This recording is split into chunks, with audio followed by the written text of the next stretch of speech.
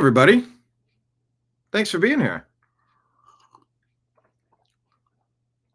Broadcasting to you live from the Orion spiral arm of the Milky Way galaxy, the solar system, planet Earth, North America, the United States of America, somewhere out there. My name is Brian Engelman, and today is Tuesday, December 9, 2025. And this right here, the show that you have found today. Well, that show, it is called, as I stall and look for all of my logos to appear, I think I'll find it. It is called Strictly Football, here on the new American media, because the old American media has failed you. On today's program, we are going to look back at week 14 on today's program.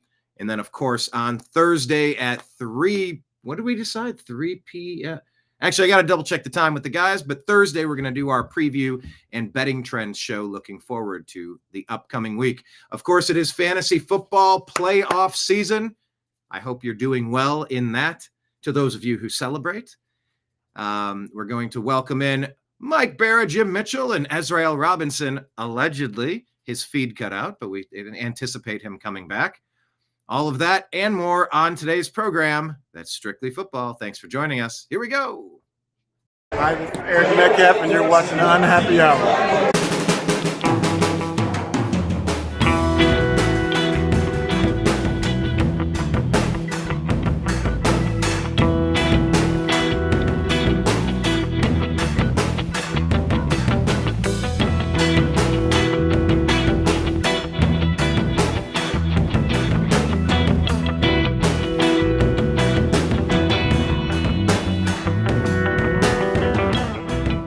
New American Media is proud to present a division of the Unhappy Hour sports show, Strictly Football.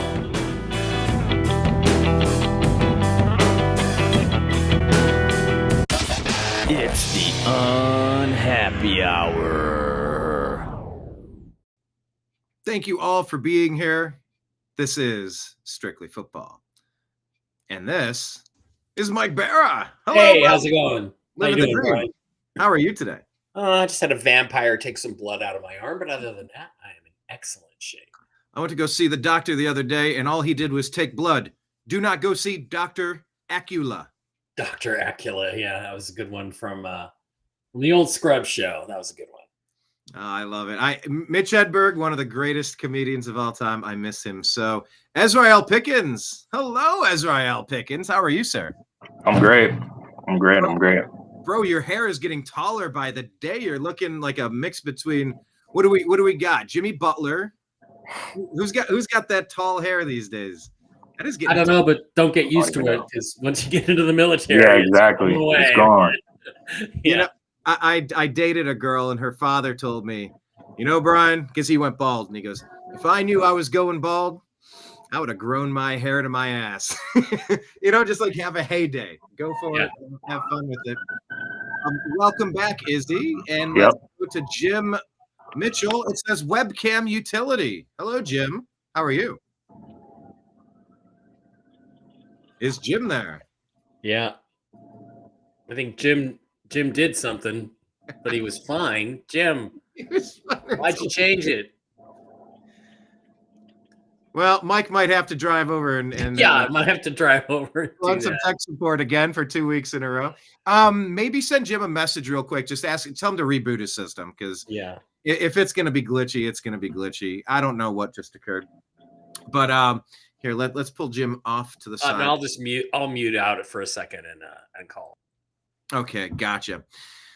Izzy, what's up? All right, so. Please hit like, please hit subscribe, and let me see everybody in the chat. Hello, Droopy Dog, Lake Leon, and John. Thanks for being here, of course. Before we get into the actual games, while we give Mike a moment to talk to Jim and see if we can troubleshoot, Izzy, let me ask you this question. Talk about the injury front. Whoo, Danny Dimes, he's a goner, man. Ruptured Achilles. That happened to Tyrese Halliburton. It's happened to Deshaun Watson twice. What is with these Achilles injuries? And what is going on now? They brought in, they re-signed Phillip Rivers at 400 years old, right? Yeah. the Achilles injuries is it's plaguing sports at the moment, especially basketball and basketball at the moment. But football seems to be getting its fair share. But yeah, I don't know. I think there's going to be a lot of scientific research for the next couple of years because first it seemed like ACL was the main one, and then now it's Achilles, and it's like what just happened? What like why is it going from there to that? But it's just a lot of, in my opinion, a lot of playthrough, a lot of bang. Yeah, it says webcam utility. We don't see your picture. It's just a lot of I'm guessing use of the body. But yeah, Danny Dimes is out, unfortunately. He really wanted to play. I mean, he was playing on a broken leg. I know, a week and a half. Talk about toughness. Baker's playing with one shoulder. Damn it, I've seen this 2 seasons now out of him. We'll get to that game in a second. Danny Dimes playing on a broken leg. But you know what they say a lot of times? I think that might have been the case with Deshaun Watson too. I think he had another lingering issue. And they say sometimes if you're overcompensating, you change how your body's landing and it leads to something like an Achilles. Something else, yeah. Something that like your body's out, twisted out of shape, and then it causes a second injury because you're overcompensating. So yeah, Phillip Rivers, they just signed him to the practice squad a couple hours ago today. I'd be surprised because I've been keeping up with him and his family, and one of his sons, he's a top ranked quarterback in the country as a high schooler. And he has like 12, 13 children. It's pretty crazy, but he's older than his own head coach and like I think 5 other head coaches in the league. And he's 44 years old, so that's pushing.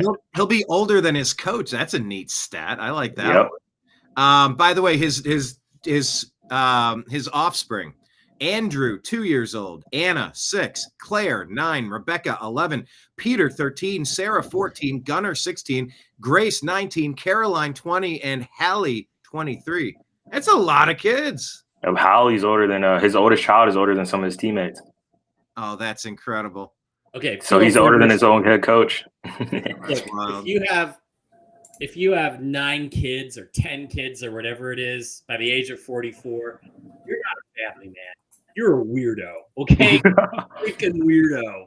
Who the hell has, not even Mormon or Catholic or anything. And he's still just like, what's he doing? So I think this is a bad desperation move by the Colts. Well, I mean, they're down to their 4th quarterback. Anthony Richardson is injured. Riley Leonard, he's injured. Riley Leonard is injured. They're supposedly their current quarterback too, leading into possibly behind Phillip Rivers is Tyler Warren. He played some snaps in high school. The tight end, the rookie Tyler Warren is. I mean, he could do it. He showed us he could do everything. So maybe. All right, I'm here for it. All right, well, welcome, Jim. Happy to have you, sir. Good to see you. Oh, good to see you guys finally. Yep. Yeah. We were discussing the injury to Danny Dimes and Phillip Rivers. Any thoughts on that one? I mean, I was a little surprised. I was sort of hoping Joe Flacco was going to negotiate a release, and then they could. Yeah, I heard release for him, but I guess not. Yeah, that would be cool. Well, the Bengals aren't going to help an AFC team with the quarterback situation. We helped them. I mean, it's all about Flacco. Yeah, but the Bengals aren't the Browns.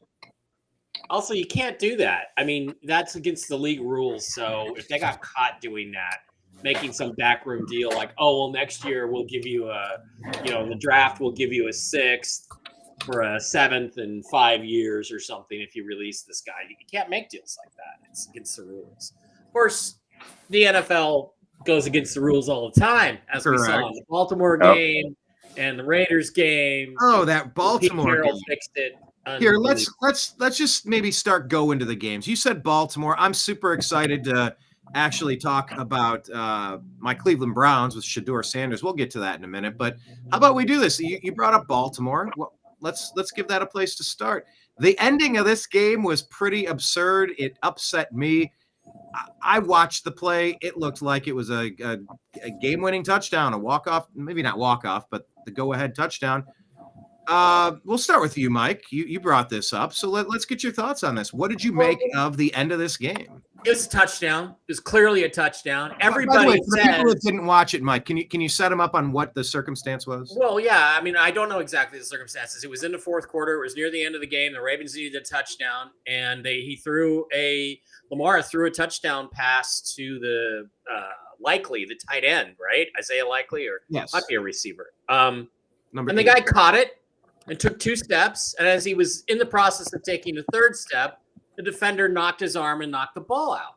It's still a touchdown. It's a freaking touchdown. He's in the end zone with 2 feet down, making football moves, and watching the refs, or watching these TV refs, these ex-refs like Gene Steratore and these guys cover for the NFL. Just, again, it's just so transparently unfair and wrong. Because, I mean, they used to say, well, what's a catch? Well, it's whatever 20 guys in the bar think is a catch. They used to say that's to be the standard. Well, let me guarantee you, 999 out of 1,000 guys in the bar thought that was a touchdown catch. And they took it away anyway for whatever reason. We can speculate about lines. We can speculate about gambling. We're definitely going to do that later when we talk about the Raiders game. But here's another thing I hate to point out to people. After that, they're inside. They're down about the 10-yard line. 4th and 4, maybe it was. I don't remember. And Harbaugh, it's 27-22, and Harbaugh goes for it. No, you don't go for it in that situation with 4 or 5 minutes to play. You kick the field goal. It's 27-25. If your defense can stop them, you get the ball back, and all you need is a field goal. Well, their defense did stop the Steelers, and they got the ball back, but instead of needing a field goal, they then needed the touchdown. And that hurt them pretty much just as bad as the terrible call. Look, Mike, I'll tell you, I'm going to get to the Browns game, but Kevin Stefanski going for the 2-point conversion both times instead of just kicking the extra point. That's why we didn't see overtime. It's the dumbest stuff. You've seen weird coaching moves all across the league. Yeah. Jim, what did you make of this one? Steelers get this tough win. Yeah, this was the lead pipe lock of the week. Yes. Wasn't it? Yeah. Steelers were going to not necessarily win this game, as we talked about, but I felt confident as making it my number 1 bet of the week. And Steelers always play the Ravens. Yeah, what Mike said, there was a lot of shenanigans going on in the game. There was a lot of talk on sports talk on TV that, everybody was calling for Tomlin's head and all this stuff. And I think it was just a lot of smoke and mirrors. And a lot of the money went on the Ravens, and consequently, the stats that we had and the trends that we gave out last week said that the Steelers weren't necessarily going to win the game, but 5.5 was just too many points. And as a result, we cashed a ticket, and Mike cashed a ticket last week also. Mike was in the black, and I was in the black, and we just had good information on this game. Izzy. I just, Jim, I hate to be the cynical guy, but I'm getting more and more cynical all the time. The line is 5.5. If they give the Likely touchdown, then the Ravens win. People with Ravens tickets win. If Harbaugh kicks a field goal and then kicks a field goal, just a 1 field goal, the people betting on the Ravens win. So you combine those things that don't make a lot of sense. And Izzy, I'm suspicious, man. Am I being the nutty conspiracy theorist or what? Nah, I agree. I woke up that day pretty late, but it was like 2 o'clock. I opened Instagram. I saw the play. I'm like, whoa, that's a touchdown. And they were like, they didn't call it that. I'm like, holy cow, like what's happening in the league at the moment with some of these calls? It's like blatantly obvious. So Punting from the 28-yard line. Yeah, and but yeah, I mean, credit to the Steelers, but in my opinion, I feel like Mike Tomlin is just getting carried by his current team, and to get where he's at right now, like it seems like. I mean, I said it before the season started. How many games can he go? He's probably going to have like an even record, one more, another winning record, but probably by a game. Everybody, oh yeah, Mike Tomlin's going to keep his job, and it's like it's just barely there. It's I don't know how much their playoff hopes are alive. They're what they are in the division, but Lamar Jackson hasn't been playing that good, but his own line hasn't been good either. But either way, yeah. I mean, the Pittsburgh they came out with it. So Well, as far as Izzy, as far as the division goes, that was for the division. I mean, oh those really? two teams, they were 6-6. So now you look there on the screen, they're leading 7-6, and the Ravens dropped to 6-7 with only 4 games left. That was huge. That was a crippling loss. By the way, speaking of, I don't know, you said something. I had a segue in mind, but I lost it. But man, talk about not showing up. The Pittsburgh rushing attack, 15 yards rushing, led the entire Pittsburgh Steeler team. That's not something you're used to from Jerome Bettis, Le'Veon. I mean, you just keep going back with the Steelers over the decades. You think of really tough running games. 15 yards led their team. That's insanity. Derrick Henry puts in 94. And Keaton Mitchell had a really nice long run of 55. But yeah, Steelers, it's their division to lose at this point. It's not like the Browns are putting up much effort there. And I think let's maybe pivot over to that Browns game. We saw potentially the two, it was rumored to be the top 2 quarterbacks in last year's draft. Cam Ward, some people were saying maybe Shedeur Sanders would go number 1. Turns out Cam Ward gets the pick. And this was a battle. This is now Shedeur's had a few starting efforts underneath his belt, but Mike, he did something that you've never seen before. 350 yards passing, 3 touchdowns, and another touchdown rushing. Well, he's doing some stuff that no Browns players ever done, no Browns rookies done. It's giving a little bit of credence to the guy has arm talent. He has some pocket presence. He has elusivity. He's got the it factor. Yeah, we didn't win the game. It's a team sport, but man, we're seeing some. He made Jerry Jeudy look like an NFL receiver again. So, what do you make of this? Yeah, first of all, it's sad. The Browns are sad. It's a factory of sadness. It's just sad in Ohio. But here's the thing. I just want to remind everybody on Seahawks Twitter that acts like I don't know what I'm talking about. Guess what? I told you Shedeur Sanders is the best quarterback in this draft, and the Seahawks should draft him. They had 4 or 5 opportunities. They took Jalen Milroe instead. Now, Jalen Milroe still has time to develop, but I felt like Sanders was the best talent in the draft among the quarterbacks. And I'm just going to say I feel vindicated. Having said that, he had a great game against one of the worst teams we've seen in the league in a long time. But every year there's a worse team in the league, and I'm not sure that the Titans are any worse than those other worst teams in the league. But look, I also rang the alarm bells about Cam Ward. I mean, he was the quarterback at Washington State near Seattle, where I used to live on the other side of the state, and I watched him play at least a dozen games before I went to Miami. And I never saw anything that said to me more than a 3rd or 4th round pick. Right now, supposedly he played way better at Miami, but I was always like, this guy's going number 1. I never saw it. I saw as a ceiling, I saw Tyrod Taylor, not Tyrod, but Tyrod, because his best seasons were when he was called Tyrod, not Tyrod. That was his ceiling from what I saw. So I think those are the stories coming out of the game. And the Browns, you're not good, but your situation in Cleveland is bad because the coaching staff does not want this quarterback. And you can tell by some of the plays they called, they didn't want him to succeed. I mean, they took the ball out of his hands on the 2-point conversion that would have tied the game. They took the ball out of his hands and ran a gadget play. To be fair, the gadget play is called the Wild Dog, and with Quinshawn, they had some nice success. I don't like Stefanski at all, but I will defend him on that first 2 point, which I don't like the call. No.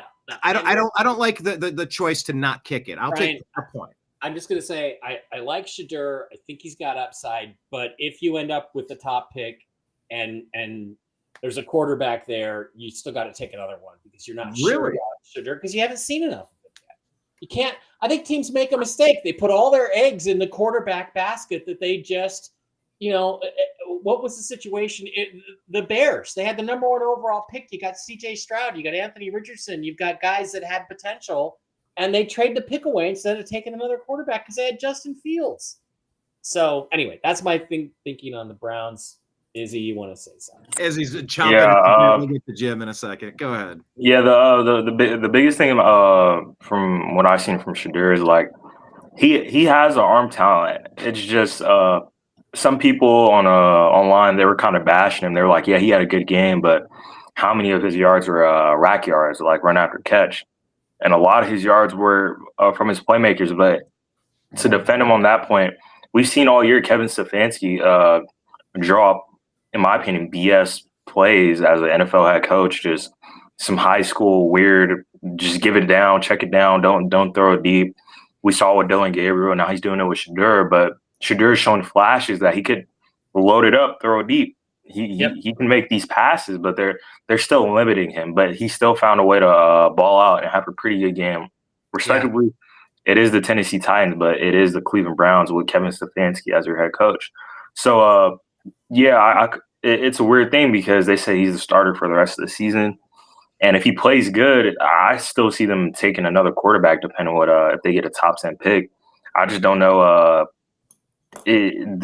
The franchise doesn't want him, and it's kind of weird if they were to take a quarterback next year. I don't know if I let me just offer a pushback to that franchise not wanting him. Out of the entire NFL, we're the only team that drafted him. We do want him. I think the owner wants him. I don't think the coach wants him. Yeah. But the fact is, maybe he wasn't ready in week 1. And so it made sense to have Flacco to get some experience, to learn how a vet handles the position and takes it seriously. You gave Dylan Gabriel a chance because he was a starter in college for like 6 years. Okay, he's technically more ready because he's had more starts under his belt. But yeah, Shadur probably has more raw talent that needs to be developed. I would just add, yes, I would have never gone for 2. I don't like this going for 2 thing when you're down by 14. Just take the points, force overtime.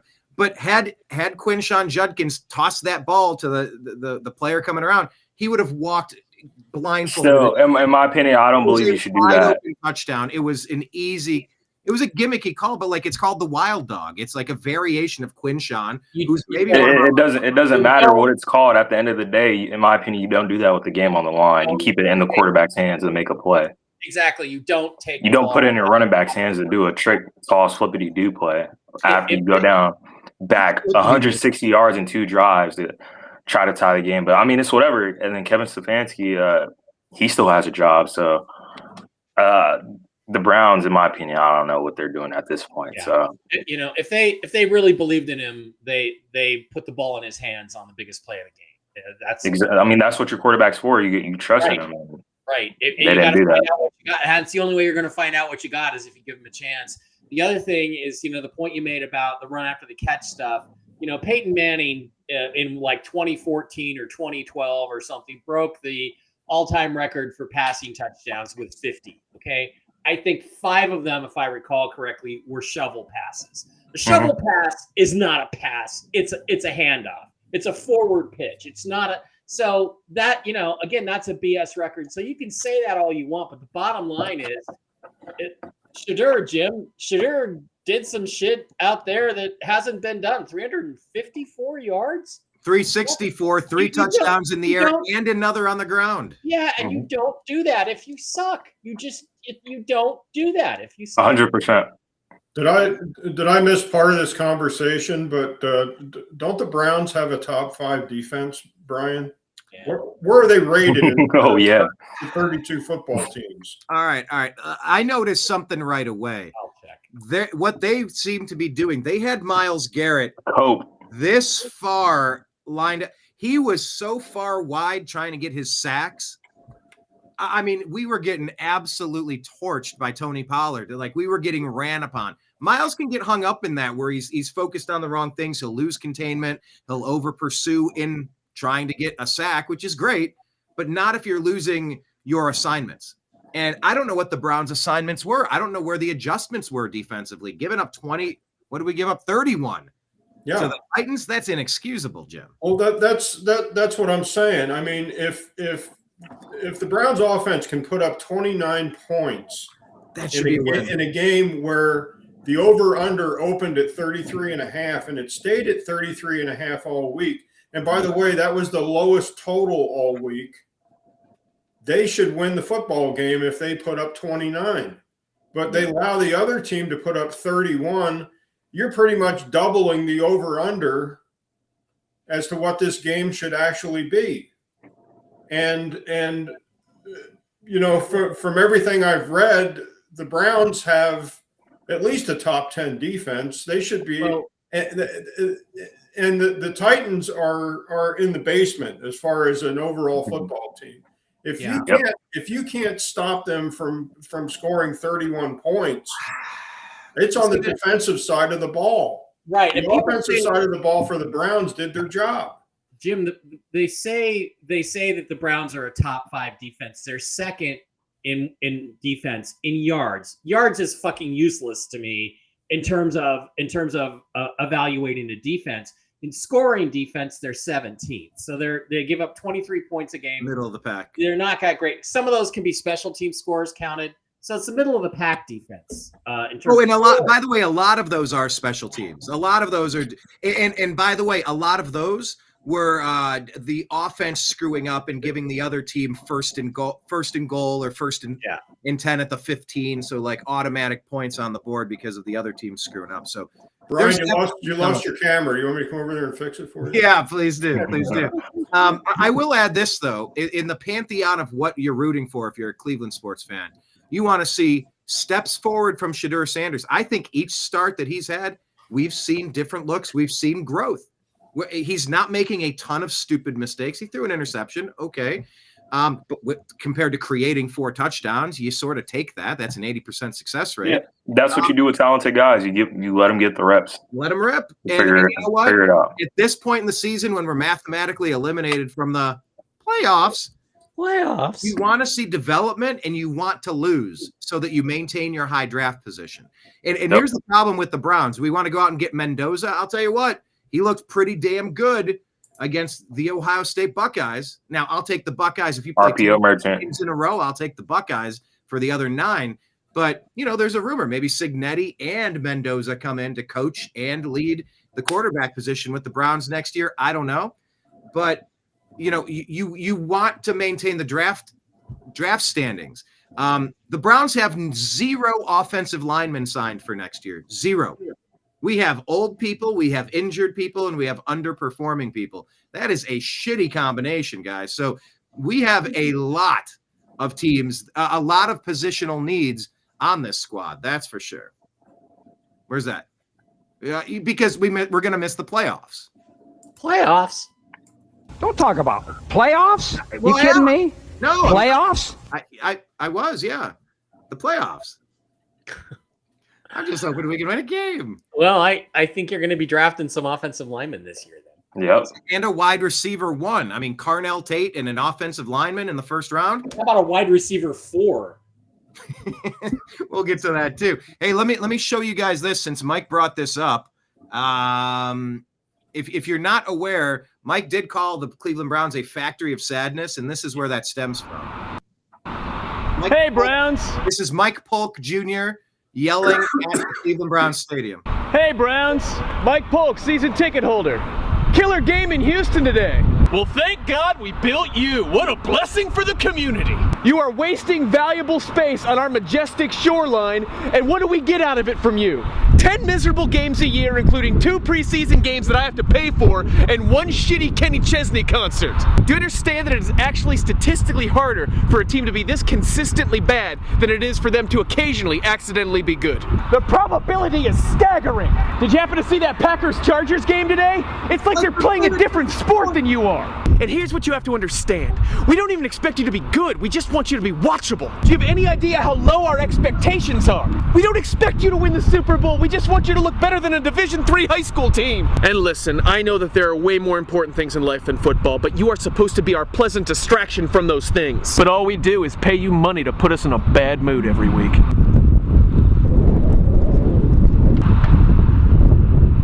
You are a factory of sadness!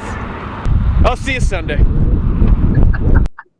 You are a factory of sadness. I'll see you Sunday. That sums it up. That's about it. Well, we'll see how it goes. I was impressed with Mendoza. Maybe when we're done with the NFL games, quick thoughts on anything NCAA. Okay, so let's have the get out question here. Do we all agree that Shedeur should start the rest of the games to see what they've got in here? Kevin Yeah, Stefanski 100%. did I think they say- said they were doing that. Kevin Stefanski did tell Mary Mary Kay Mary Cabot. Kay Cabot. thank you, Mary Kay Cabot. She has a fake account. Someone on Twitter goes by Mary Kay Cabbage. I don't know. Anyway, but yeah, he told Mary Kay Cabot that Shedeur will be our starter the rest of the year. Obviously. She sells cosmetics in the off season. Mary Kay, exactly. Yeah, he's going to be the starter, thankfully. Okay. So we've got that going for us, which is nice. Yeah, we already saw what we need to see out of Dylan Gabriel. There's nothing worth seeing there. We kind of get. I hope he kept the MIL money. I hope he kept all the money from that long college career. Exactly. Wisely. I mean, he's a third round pick. He's got a couple million sitting there. You know, he could be a journeyman. He's a smart player. He didn't make tons of mistakes. He's just scared to go deep. And maybe that was the coach scaring him. I don't think he's scared to go deep. I don't think he can go deep. Buy XRP. I watched him go deep with Oregon. Buy XRP. Yeah, look at who he's throwing to. You won't be disappointed if you invest in XRP. All right, moving on. All right. Oh, I got some XRP. I got a bunch of XRP. I've been hodling that for a long time. Izzy, you got any XRP, Jim? No, I don't know what that is. Y'all got to tell me. I'm getting paid in a couple of days, so I'm thinking about investing some of my money. So. Yeah, start a Coinbase account and just put a couple of things. I've got a lot of gold and silver. When I retired, I rolled my IRA into gold and silver, and it's my IRA. I had deferred comp on the job where they had non-taxable dollars taken out of my paycheck. It all went into gold and silver when I retired, and I've tripled my deferred comp. So now, precious metal mutual funds or actual tangible assets that can't be pulled out from underneath. It's in a vault. I can cash it out anytime after age. So what is it? 72 and a half now. Yeah, so you can cash it out anytime, right? Well, you have to, otherwise you get penalized. They do forced withdrawals at a certain age. That's right. Yeah, Izzy, XRP is a cryptocurrency. They got caught up in like a whole Ripple thing or something, Mike, and it was like grayed out for several years, and then it popped, and then it doubled, and it's still sitting there, but kind of waiting for it to spring, Mike. Dave Barrett tried to sell me some XRP 2 months ago. Yeah, it will be the keystone of the new financial system when it comes in, so you will make good money on it. But yeah, Jim, with silver up over $60 today, you got to be happy about this. It's over 60 today. Yeah, strictly. It was 41 last night. It went up to 60. No, it was 51. Silver is now over 60. Yeah. So, okay, moving on from strictly. Hey, you did it, Mike. But Izzy, we'll talk about getting some crypto. Get a Coinbase account, and we'll talk to you offline about that. Right. Mike. Well, actually, we'll wait on Mike. We'll get right to Izzy since this is his team. And then we'll get back to the regular rotation here. Cowboys, Lions, doggone it, buddy. I'm sorry. You're not officially eliminated, but this was a brutal loss. Yeah, I was expecting at least one loss from those three teams in a row. Like you said, the Lions, they don't lose 2 games in a row. And that's still stuck up there. But generally, it wasn't a bad game by Dak Prescott and himself. It was a lot of self-inflicted wounds. It was like the whole first half. We get a penalty and it'd be 2nd and 20, like the whole first half. Mm-hmm. Trying to cook something up. George Pickens is showing signs of a little bit of his Steelers self with some offensive plays that are just questionable. Like, why are you doing that? But at the same time, the refs did call a crazy call. Jake Ferguson offensive pass interference when there's 2 guys on him. Makes no sense. I don't know what that call was. A lot of people, they were like, holy cow, what are the refs calling right there? There's no way in hell he could have got pass interference right there. But I mean, it's whatever. I mean, Jahmyr Gibbs, he's really darn good. And our DBs, they were just getting fried all game. And we put up the points. I mean, we put up the points that as much as we self-inflicted, gave ourselves penalties, we put up the points to combat them. But our defense is still showing signs of a need of improvement in certain places. Kenneth Murray, it's a cool stat. DeMarion Overshown, even though we traded for a Logan Wilson, Kenneth Murray, he's been on the field. And if you watch some of these videos, some people will be like, oh, my God, Kenneth Murray, he's back out there. And he's just in my opinion, the worst linebacker in the league. So that's a big thing. Just the tiniest, simplest, fundamental things that you could do. He misses it at an NFL level, and that led the game for Jahmyr Gibbs and Amon-Ra just to own the middle of the field. So, I mean, it's tough game. I'm not mad at all about it, to be honest. Jim, you were holding something up. I'll go to you. We're all out of order now. Now we're passing the blunt, way out of rotation here. Yeah. But Jim, go next. The Cowboys are going to come back with a vengeance. It's that trend that we've been tracking, that good to excellent teams, if they get beat that week, the following week they're going to come back with a vengeance and just tear up whoever they play next. Well, looky. Balls on hooky. They've got the Vikings coming into town. So, that's a slump buster for you. All right. Yeah, I haven't checked the line, but it was 6.5 last night, and in favor of the Cowboys. So we'll run up Boyd Sports right now, and they're the Cowboys are going to just destroy the Vikings. Hopefully, I was going to say, my bad for cutting you off, but I was going to say the biggest question is if Justin Jefferson has balls out, because the DBs for the Cowboys, they're not all there, so there's a chance that out of nowhere Justin Jefferson decides to turn back into himself again. So Jefferson is killing me in my fantasy league. He's putting up like 4 points. I need like 40 out of him, 30, 20. Start him this week. Oh my God, this is the playoff season for fantasy football. I missed the playoffs in 2 leagues. I'm in it in 2 leagues. I need my guys, man. Just to comment what Mr. Robinson said. The Lions. I mean, they were up against a loggerhead going into Detroit. It's like Izzy said, Lions 15-0 straight up after a loss. How can you bet against that? 13-1 against the spread after a loss. So it's what Izzy said is correct. The Lions don't lose 2 games in a row. They just don't. But teams, good football teams, and the Cowboys are a good football team this year, will smear the team that comes into their house the next week. So I think this is going to be probably my second best pick of the week, is taking the Cowboys at home and giving the 6.5. Not on the money line. I'll give the 6.5 because they're going to win by at least 2 touchdowns. Oh, that's confidence. So Mike, in this game, did you see it more of like the 2 interceptions from Dak Prescott and the Cowboys' failure? It wasn't even his fault. The receiver, it's the receiver. You blame it on those. Yeah, but receiver catches it, ball comes out, interception. And by the way, I'll raise my hand and say I think that wide receivers should be given interceptions and not to quarterbacks. If there's a way to correct that stat, I watched Baker throw it to Cade Otton. He got it right here in his chest. He went bump, bump, bump, handed it to the other guy. Baker gets an interception 2 games ago. Yeah. Well, after this, if you have a chance to look up Kenneth Murray, what week is this? Week 14 highlights.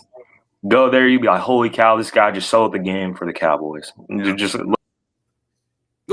Izzy popped out. But Mike, I was asking, I mean, Jahmyr Gibbs with 3 touchdowns. The guy is a beast. Did the Lions win this or did the Cowboys lose it? The Lions won it, and the Cowboys defense just couldn't stop them. Every time they got it back close, the Lions came right back down and scored again. And that's the way I looked at this. They just were too good offensively for the Cowboys defense. And so that defense, which had improved quite a bit, really fell on its face against the Lions on Sunday.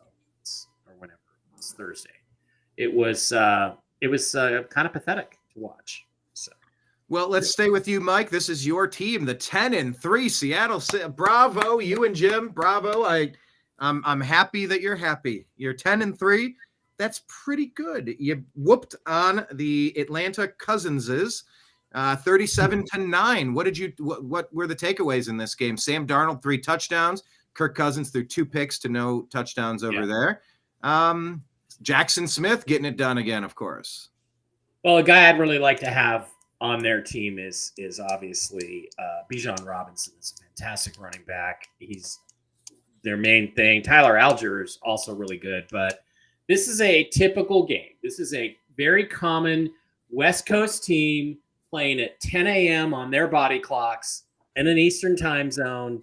You got to give your team a couple of days to get used to that East Coast time zone thing. If I don't know what the Seahawks travel schedule was, but if they flew in on Saturday and they play the game on Sunday, it's guaranteed you're going to start sluggish.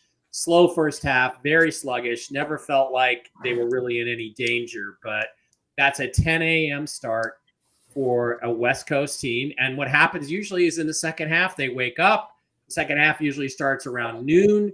Players are more awake. Their body clocks are more focused. They stop making the mental mistakes. And what you saw in the second half was complete, absolute dominance by a vastly superior team. They came out and outscored them 31-3, I believe, in that second half. And, it was all deserved. It was all – that's really what the game would have gone like if it had been played at 1 Pacific instead of 10 a.m. Pacific. So that's the way I looked at it. And the Seahawks defense, the only guy I would like to add to this is if I could get Max Crosby, I'd add it. But I don't want anybody else's safeties.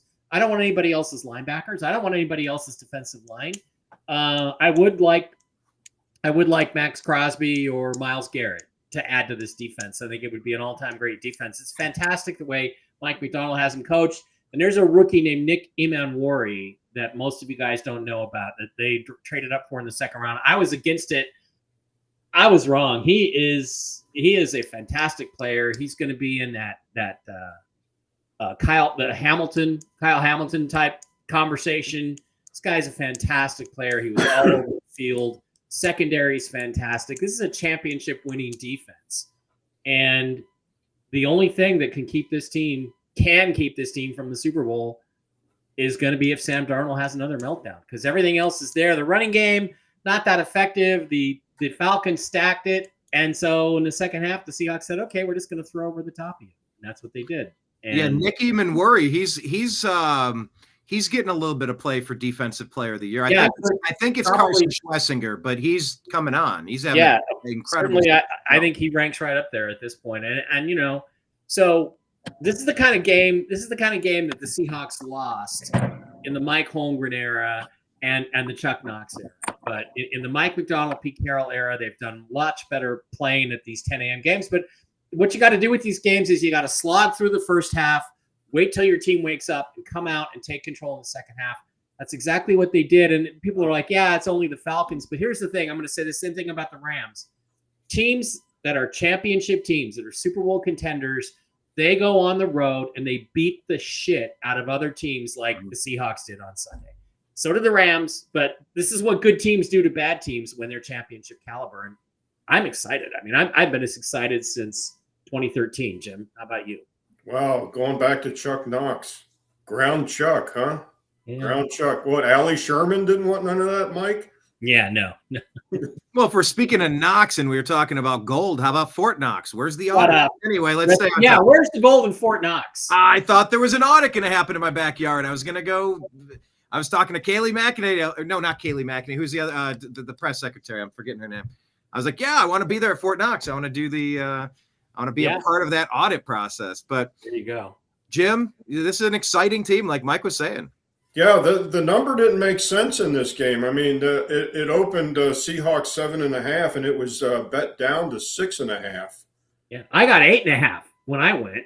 Yeah, right. Yeah. It opened at 8.5, and Mike felt duped, because I texted him and said, "Oh, it just went to 6.5," and I got a 4-letter word, back right after I let him know that. But and it was the same. It was the same race sports book that Mike and I both bet, So, the number moved two digits, which did not make any sense because, the Seahawks have just been great against the spread. I mean, their last 11, 12 games, I mean, they're 10-3 against the spread on the road. They're a great spread team. And what Mike says is a lot of truth. I mean, good football teams, Super Bowl caliber football teams will go across the country. They'll travel 3,500 miles and they will beat the shit out of that team that they're playing, especially, the Cousins, and we said this, or I said at the beginning of the season, Atlanta's not a good football team, and they're not going to be a good football team this year. Pretty much we all agreed with that. But the over-under on this game was 44.5. The game ended. The score was 37-9, and just tells you Vegas knows a little bit about these games. Yeah. Got to 46. Izzy. Yeah, when I tuned in, my phone overheated, but when I tuned in, I heard you guys talking about Nick Emenwari. I was hoping the Cowboys picked him up. That guy is a physical monster. I think he's like 6'3". He ran like a 4.4, 4.3 broad jump. He just blew up the combine. He just showed that he could be a difference maker on the field. But yeah, that guy is a monster. Give him like 4 more years. He'll be coming all pro 100%. The thing is, I saw some college tape of him in big games against Alabama and LSU, and he looked lost out there. And I said, God, I don't want this guy. I want Xavier Watts, who's a really good player for the Falcons. Xavier Watts, yeah. I want him about pick 50. Really smart, intelligent player, great instincts. But I'll tell you what, I think I didn't think that Emenwari had it. And I'll tell you what this shows me. It shows me what a great coach, defensive coach, Mike McDonald is. Because he's just gotten the max out of this guy. I thought, oh, great, another Cam Chancellor, but he's, if he gets in the right circumstances. But, man, the guy he doesn't make any mistakes out there either. That's the other thing. Yeah. It's just some coaches, they just know the right thing to do. Like when we had Dan Quinn and dang, I can't think of the cornerback coach that we had, but we just released them. Our corners, what was it, back-to-back years? Trayvon Diggs led the league in interceptions, pick sixes, got injured. Deron Bland stepped up and did the same thing. And it's like, we don't got those guys no more, and look how they're playing right now. So coaches is a big factor. But yeah, the Falcons are trash. I mean, they got Bijan Robinson. That's about it. I mean, that's all you could get out of them. And then the Seahawks. They got a good running game. And they got some weapons. But I mean, depending on how the coach calls the plays, it's like 37-9 is not good for what your team looks on paper. I'll say it every week, but hey, congrats to the Seahawks. That's an awesome win, moving to 10-3 there. I mean, they're looking real good. Sam Darnold. It's a pretty good team. Izzy, are any of these the coaches you're thinking of? I asked Grok. Al Harris. There we go. Al Harris. Al Harris. And what were you saying about Al Harris? He was our DB coach, I believe. Yeah. He was really good. He was the dude who, I said, Trayvon Diggs 1 year, all those picks, gets injured. Deron Bland, I didn't even know who Deron Bland really was, and then he stepped up, did the same exact thing. I'm like, oh wow, like he's tough. And then after the last year, we fired literally almost everybody, and he went out the door too. So is that the same Al Harris that cost the Seahawks a trip to the Super Bowl? He was a great player as a corner. He really was a smart player, and that's translating into his coaching then. Packers, Green Bay. Yeah, we want the ball, and we're going to. We want the ball. We're gonna win. We're gonna win the game. And Hasselbeck throws it to Al Harris. Right to Al Harris. Yeah. I remember that. That was an epic move. Yeah, up, and Harris just ran it. He tight roped the sideline and ran right up the field. Yep. Nice. Yep. Well, all right. Let's bounce over to this game. With the AFC North being so garbage, I mean, the Bengals had a shot at 4-8. You could run the table and go 9-8, and in a Tomlin-led division, 9-8 might get you there, and it'll go down to tiebreakers, perhaps. Bengals had this game. They had this game, and Buffalo put on 28 points in the second half. Buffalo wins and improves to 9-4 on the year. Mike, Buffalo Bills, they're starting to warm up. They've had some glitches this year, and I'll tell you what, man, Joe Burrow and the Bengals gave them a real good run for their money in this game. And a fun game in the snow. I love snow games. Yeah, we had that on the corner TV, watching it out of the corner of our eye. The Bengals are a different team with Joe Burrow, what might have been, but he does get hurt a lot. So they got to decide what they're going to do going forward with that. I think given their receivers, they got to keep playing Joe Burrow as long as they can. But if you'd like to trade him, I know a team that should grab him. But in the end, they got Josh Allen. Josh Allen is an extraordinary physical specimen. Like I don't know that we've ever seen in this league before. He's like a linebacker playing quarterback, but or a safety. It's like Ronnie Lott. I mean, he's also a giant. He's a freaking Anunnaki out there. He just runs over people. And they got Josh Allen. Their defense is playing better, the Bengals, but they just got run over by the most extraordinary physical specimen at quarterback in the league right now. Nothing they could do about it. He just beat you. Josh Allen beat you in the fourth quarter. Period. Yes. Let's go to Jim. I mean, this was a teeter-totter game. I was watching it. I was keeping my eyes on it, watching for Jamar Chase, and because he's in both of my fantasy leagues, and I can't believe they blew this one. I mean, I don't know that they blew it so much as the Bills came back and they are the superior team and they took what was theirs. But I was a little shocked to see it. Were you shocked at the result? No, not really. This was my third best play of the week. I had bet 4 straight bets, which are single team tickets. No, five single team tickets. And this was my third best pick of the week. Even though the Bills are now 16-1 straight up at home, they're going into this game, they were 0-4 straight up against the Bengals. They hadn't beaten the Bengals in the last 4 meetings. And watching the first half of this game, I'm cashing a ticket, but then I go on to continue to watch the game, and Josh Allen is doing what Josh Allen does, like Mike said, and he just he's just a great football player, and he came back and actually won the game. Going into this game, Joe Burrow was 8-0 straight up his last 8 games. And he was going into this game, I just felt really confident, and I thought 5.5 was a gift. What'd you say his last 8 games? What was he at? 8-0 straight up. Okay, yeah, that's pretty good. Of course, he hadn't played since when? September. So this is going into the 2024 season that this stat came up, and I was confident. I was confident that the Bengals were going to cover stay within the 5.5, which they did. And like I said,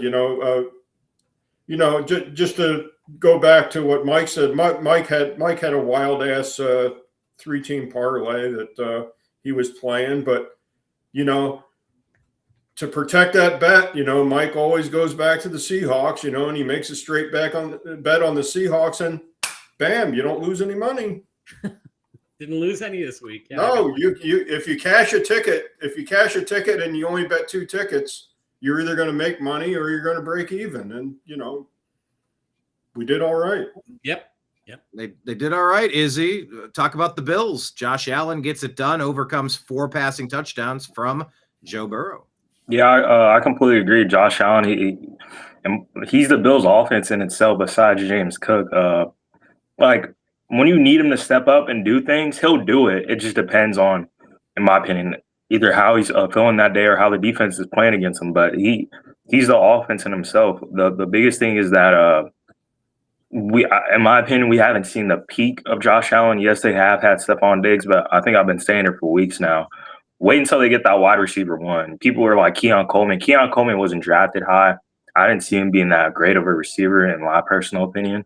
But once they get a definitive wide receiver 1, where he could sit back in the pocket and have a guy like somewhat decent of a Jamar Chase, just someone who could get open, where he could just rely on him to get open and just give him the ball. Teams are going to struggle in the future, but it's a great win. They scored 21 in the fourth quarter. The Bengals put up 13 in the fourth quarter. So, it's just back to that old Bengals defense. Hopefully this doesn't happen in the playoffs. Never mind. I don't think the Bengals are making the playoffs, but say if they were to, then it'd be a whole different story. But yeah, the Bills, they get a win, much needed team morale boost win. But besides that, the Bengals, I don't think they're in it for the pot anymore. So, all right. Well, let's move off of the Bills. Let's just keep going down the list. Corner TV game. Vikings put up 31 and blanked the Commanders, Mike Berra. Yeah, all I got to say about this is, Jaden Daniels is still hurt. He re-injured his elbow. Shouldn't be out there. Time to give up on the season and and play some young guys if you got them. Redskins are one of the oldest teams in the league, if not the oldest. You got to retool. Protect Jaden Daniels, okay? Just let Marcus Mariota start. You get a third-round pick back in compensation, maybe if somebody pays him some good money next year. He goes to another team. Just forget it. And JJ McCarthy could have been worse, but he did okay. 3 touchdowns, no interceptions. That was pretty good. Yeah, but again, only 163 yards. This is what I felt about him coming out of college. He just didn't make enough plays. So, I don't think he's ever going to be a top flight quarterback. But I think some team is going to make good use of him as a serviceable, below average starter. That's what he's going to be, and he had a good game. So, were you going to make a Mendoza line reference? Well, I was thinking the 15th, about that top 15, bottom 15. The Mason Dixon line, the Mendoza line. Although the Mike, that's what you think Fernando Mendoza is? Yeah, see, that's what I'm saying. The Mendoza line is going to mean something different now moving forward in the NFL. Yeah. That kid showed some moxie. Jim, what did you take away from this Vikings annihilation? Yeah, this game didn't make a lot of sense as far as the point spread was concerned. The game opened at 1.5 Vikings, and when they announced Daniels was going to play, the number didn't move. So the Racing Sports folks weren't really panicking, knowing that this was going to be one of the corner TV games of the week, which it was. I mean, it was just a blowout, 31-0. Redskins just a miserable road team. 1-9 against the spread, their last 10 road games. So, if in fact, when we went on our picks of the week, I went back into Game Picker, and I changed it before it was too late. I went ahead and went Vikings on this, but did I play the game? No, I didn't play the game. You don't need the game. It's not one of those games that you want to bet. There's too many other good games to bet. This was not one. Izzy, Vikings blew them out. JJ, 3 touchdowns, no stupid mistakes. Yeah, 16 for 23, 3 touchdowns. I mean, like I say it, some of these quarterbacks, some of these teams, they got talent surrounded around them. In my opinion, I don't stand for any kind of mediocrity like that. And if I was a head coach and you're not doing something with the offense that's bestowed upon you, then there's a problem. And 160 yards and a 31-0 blowout, I mean, that's congrats to the team. But Jaden Daniels, he shouldn't be out there. He shouldn't be playing. There's no reason he should be – literally no reason. Marcus Mariota is serviceable. But the Commanders are old. The general manager believes – we're going to go out, get all these guys, old guys out on defense, and we're going to match up against the young guys. And that's just not how it works. So I don't want to bash Dan Quinn that much, but, yeah, I mean, they lost the Vikings. It's that simple. Well, the Jets lost to the Dolphins. I believe this was a weather-related game, Mike, when we were discussing this matchup last. Oh, there you go. There's the official Redskins helmet. Nice. I was told that they couldn't play in cold weather. That Tua Tag couldn't play in weather below 40 degrees or whatever. I'd hear that. And I bet accordingly. And this is what I get for listening to other people. I think Tua got a little help from a country that's not around here, but that's a question for another day. Yeah. Bottom line, look. Oh, wait, hold on. I missed it. Wait, Tua got help from a country. What did you say? What was that? No, it's a comment. Some of the kids on TikTok. It was an interview a while ago. They asked Tua, where would you like to play, and he said Tel Aviv. And after that, he hasn't lost a game. So. And they're like, he must have had another concussion. I had no idea he was a Hawaiian Jew, but here we are. Tua Tag, played well enough. Look, this game was the Dolphins from the outset. they are physically superior to the Jets, and they imposed that, and the weather didn't bother them. So that's all I got to say about it. It blew my ticket up real early on Sunday. And they got 92 yards from A-Chain and 107 yards from Jalen Wright.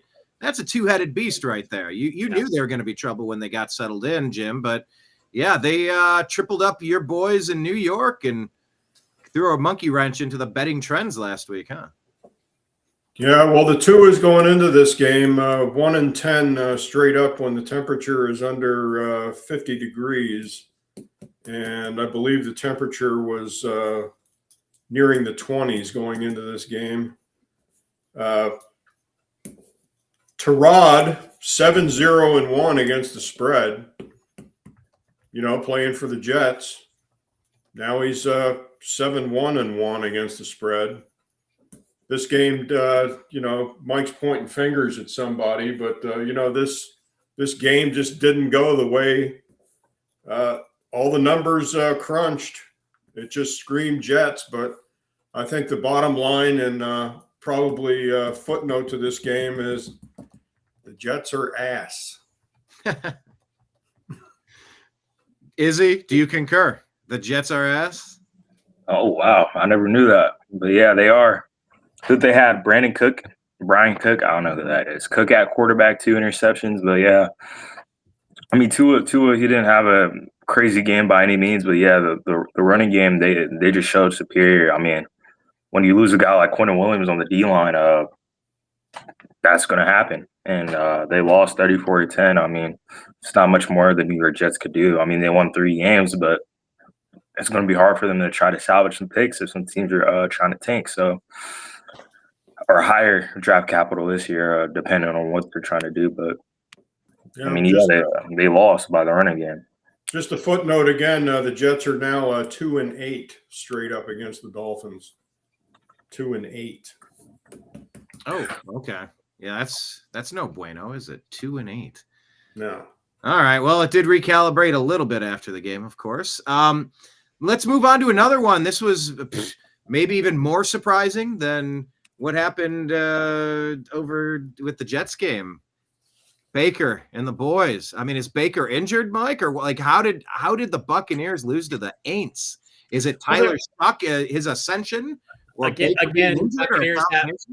Buccaneers have playoff tiebreaker on the Seahawks, so I'm fine with this. They're a beat up team. Baker's beat up, and it's affecting his play. Only 122 yards, and every so often, a shitty team rears its ugly head and really comes together and plays a great game. And I think it's just the buzzsaw that Tampa ran into this week. Just sort of a confluence of events that just led to a victory for the Saints. Happens pretty much to every team at least once a year. Jim. Yeah, the game opened at Buccaneers minus 8.5, probably the second highest number of the week, off the board. Just to let everybody know, I mean, the Saints play the Buccaneers really tough. Of course, it's a division game. They're familiar with them. Saints are now 4-2 straight up versus the Buccaneers in Tampa. So they know how to play Tampa, whether it's Baker or not. They're now 4-2 straight up, without the points. So, going into the game, they were getting 8.5. Mike and I didn't touch this game as far as throwing money at it, but, this was not a playable game at 8.5 points. But, the bottom line is the Saints may be a bad football team, but they're not necessarily a bad football team in division. So be careful with that, betting against the Saints in the division game. Good point. Izzy. I mean, yeah, that division is a toss-up. I mean, you got some guys that just don't want to quit while other teams are trying to secure it. And we saw that. I mean, Tyler Shutt, that rushing touchdown, it destroyed him. But, yes, supposedly Baker Mayfield is playing with a injured shoulder, whatever you want to call it. But 14 for 30, a touchdown, an interception, 122. Trying to ride out Bucky Irvin, but you can't lose a game like that. You can't lose a game like that, and that just proves that the Buccaneers, even if they do make the playoffs, don't expect anything crazy from them with Mike Evans back as well. And who's leading the division now? Is it the Panthers now, or is it still the Buccaneers? Yeah, Bucks are up by a tiebreaker, tied at 7-6 with the Panthers. Okay. But yeah, Panthers are tied for first place. Yeah, 7-6. But look, their quarterback Bryce Young, he's had a couple of really nice games this year, mixed in with mediocre and shitty. Yeah, really nice. I want to say we'll get into that, but yeah, whoever plays the Panthers or the Bucks, hey, you better hope you be happy. You better hope they're not on their A game, but call it what it is. So yeah, I mean it's a whatever game in my opinion. Yeah. Well, they were on they had a bye week this week, so we can't really talk about them. Let's talk about this game here with the injured quarterback. Obviously, we talked about the Colts in free fall mode, and now that Danny Dimes is injured, we don't need to belabor that point much further. But huge win for the Jacksonville Jaguars, who doggone it, keep flipping winning. We have their first round draft pick. They were a fifth overall team. They were the fifth worst team in the league last year, and now they're 9-4. Man, it's looking like we got fleeced on that first round. 9-4 without the guy they traded up for. Travis Hunter. He's been out for half the season. Without him. So exactly. Good, solid football team. Trevor Lawrence is playing much better since Izzy ripped him a new one. But who knows what would have happened in this game if Daniel Jones. You know what, Mike? How funny would it be if Trevor Lawrence is he'll credit? I saw this guy Ezra Robinson. He was really. He kind of held my feet to the fire. He ripped on me, and it really my long, luxurious hair, and say, "How can you do better, Trevor?" I'm sure that's true. Yeah. Who knows what would have happened if Daniel Jones had come into this game healthy or not torn his Achilles, but his season's over. I don't see how the Colts hold up. I don't think Phillip Rivers is the answer. Sorry, did I say that out loud? Well, I mean, he's 44 and he's coming off the couch with 35 kids. He probably just wants the break from his kids. Yeah. Again, like, I'll go get my 300-pound lineman. Get me away from these kids. If you have 9 kids, you're not a family man. You're a weirdo. Okay, he's a weirdo. Or he's virile. He's super virile. Maybe he could be a guest on your TMT show. He's got all the masculinity. I don't think so. Anyway, Jags look like they're going to win the division. So that's kind of the way it's going to go. Jim, are they going to win the division, do you think? Kansas City's eliminated. First time in a long time, 8 years. Winning the division, not from the playoffs. Yeah, in division. Yeah. AFC South. Yeah, that looks like I guess West and South. What's going to happen since Indiana Jones isn't in the picture anymore, and this was the second. This was the second ticket we cashed last week. I think I'm betting. I'm going back to betting single game. No more parlays the rest of the year. The single straight bet is going to be the way to go the rest of the year. Very profitable game. Going into the game, Jaguars were 10-0. This doesn't seem conceivable. I went back and actually checked the numbers. 10-0 against the spread. 10-0 straight up at home against the Colts. I mean, this was gift wrapped. I mean, my second biggest bet went on this game, and needless to say, we cashed. Colts were 7-2 against the spread against the AFC going into this game, but that's not necessarily within division. Jaguars 6-1 against the spread as a home dog.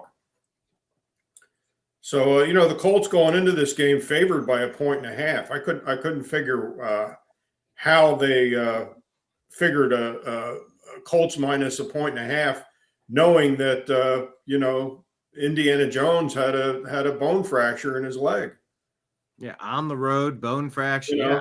So now, now they get, to be fair, the Colts look sort of unbeatable most of the year. Yeah, now they get the pickups, but now they get to travel to Seattle this week. That spread opened at 12.5. We'll get into that on Thursday. Yeah. And that was immediately bet up to 13.5. So that's Yeah. that's going to be the big number of the week is Colts at Seattle, and what are they doing? They're trouting out Riley Leonard. Well, I think Riley Leonard's hurt now, right? Yes. Riley Leonard has a knee injury. That's insane going into this game, and I'll take the 13.5. Yeah, that might not be the worst play out there. Izzy, the Jaguars, they're playing well. They're playing really well. I hate it because we own their draft pick. I want them to be the worst. Unfortunately, they're fighting for first. Yeah, the Jaguars, they are playing well. ETN 2 touchdowns helped my fantasy league. I'm a big ETN guy. I like him a lot. But yeah, Riley Leonard's hurt. But yeah, unfortunately, Daniel Jones goes down. Jonathan Taylor, without the threat of an actual real quarterback trying to get the ball deep to his playmakers, Jonathan Taylor, you could focus more on the run game, and that'll probably show for the rest of the season. And the Jaguars are playing good. They seem to find a way to get Brian Thompson. I mean, only 3 catches, but for 87 yards, it's not bad. But they're starting to figure it out later on. And the Colts, they're getting bashed up. No Sauce Gardner, no Daniel Jones. So it's just looking all bad for the Colts right now, in my opinion. So yeah, it's I don't expect a lot from the playoffs from them anymore. So once they make the playoffs, but as far as winning the division, I mean, I don't know what the Texans' record is, but hey, their defense seems to be legit. So that's my choice. If they're pretty close, 8-5 right now. Texans. Yeah, they're right behind. Me personally, I got the Texans coming out with it. So. All right. Well, you know what, Izzy, we'll just stick with you. We'll mess up the rotation again. You brought up the Texans. We'll stick with them. They doubled up the Kansas City Chiefs. And oh my gosh, was it glorious watching things go poorly for Kansas City for the first time in a long time. Even the refs I love it. Bail them out. What did you take of this? What did you take away from this or make of this one? Yeah, but besides the Cowboys losing, I'm pretty happy that the Chiefs lost, the Chargers won, and the Eagles lost. So it's a pretty great day for me. Eagles game. I got thoughts on that game, but go ahead. Yeah, but pretty great day for me. Mahomes throws 3 interceptions. Wow, 19 QBR, 160 passing yards, 60 on the ground rushing. But the Texans defense, like I said, hey, CJ Stroud, he's not looking to be himself. I don't know, maybe if they had Davis Mills out there, they put up a couple more points. But for them to only score 20 points against the Chiefs and hold them to 10, that's how you win. That's how you win a game, and that's how if you lead in playoffs that way, that's how you win a playoff game. Just limit the other team to points and hope that you get enough more than them. So Woody Marks with 26 carries, 70 rushing yards.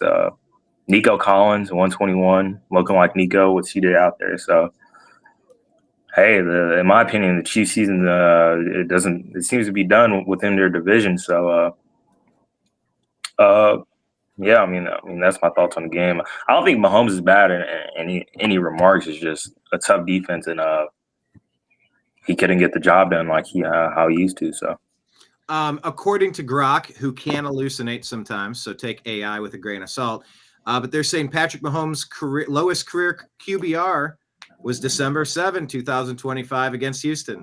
And they said that his recent 2025 games against Houston, Philadelphia, and Buffalo rank amongst his top 5 worst ever, Mike. So this is a bit of a trend for Kansas City, corkscrewing into the ground. I don't know if it's just they paid him so much money they can't have nice things around him anymore, or they're aging like Kelsey. That is so overrated because you can still draft well. I mean, every year there are Pro Bowl level players, if not Hall of Fame level players, taken in the 2nd and 3rd and sometimes even the 5th, 6th, and 7th round.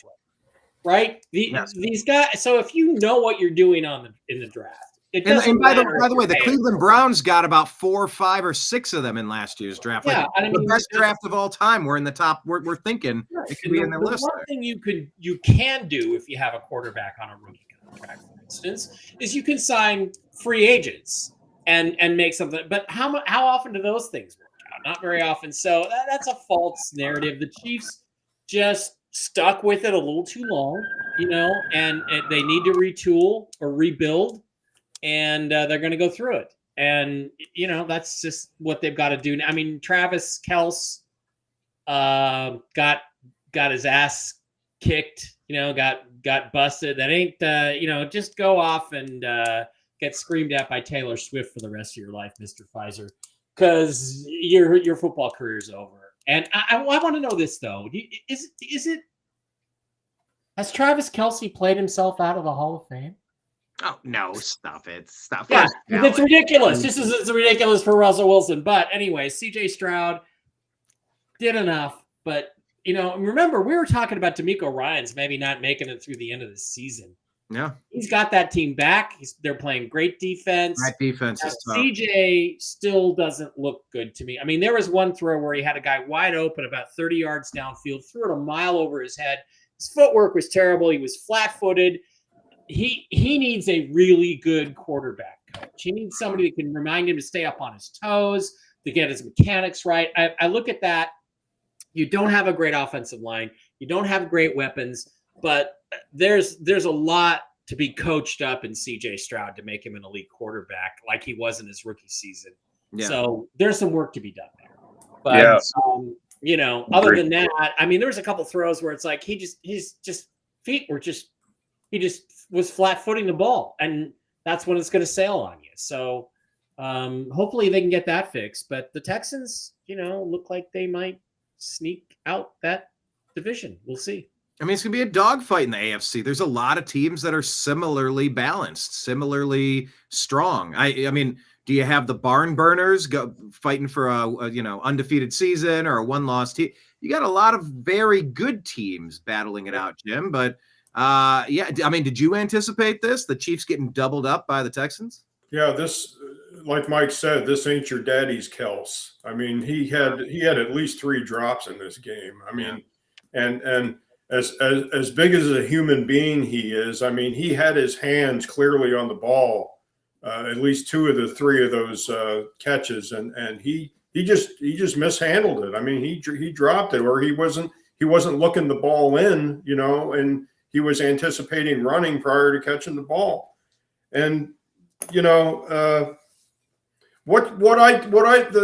thing that I took away from this game, and especially this time of the year, you have to look at dome football teams, particularly football teams that play in the deep South, like Houston does.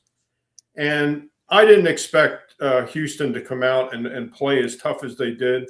Going into this game, 29 degrees at kickoff, and I just thought the home field advantage was just outstanding in this game. I didn't play the game, and I don't think Mike played the game either.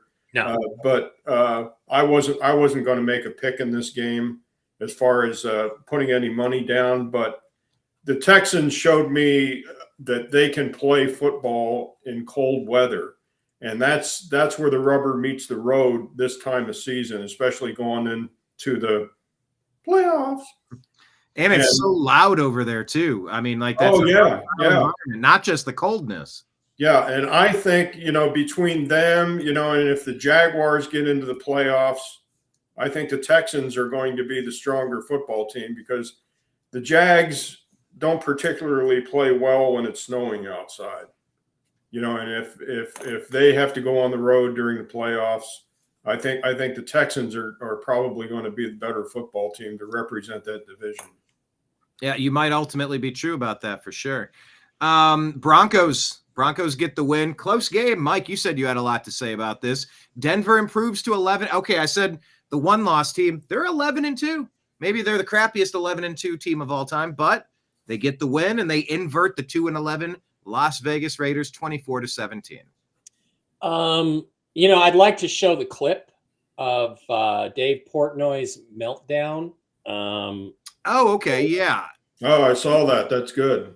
Which let's get. Or actually, you know what I want to do is I want to do Jason Whitlock's. Do you want me to get Izzy's take while you pull up some files? Sure. Well, I'm just going to pull it up and share it here in a second. But this will illustrate for you. This game to me is it's the clearest example, I think, of point shaving, game fixing. That's that that's called prima facie evidence, Mike. Yeah, prima facie evidence. So let me just share this, and then and I want to watch. It's about 2 minutes, but I think it's worth watching because this is beyond the pale, beyond the pale. So All right, let me pull this up here. This is Jason Whitlock showing Portnoy's meltdown. No, wait.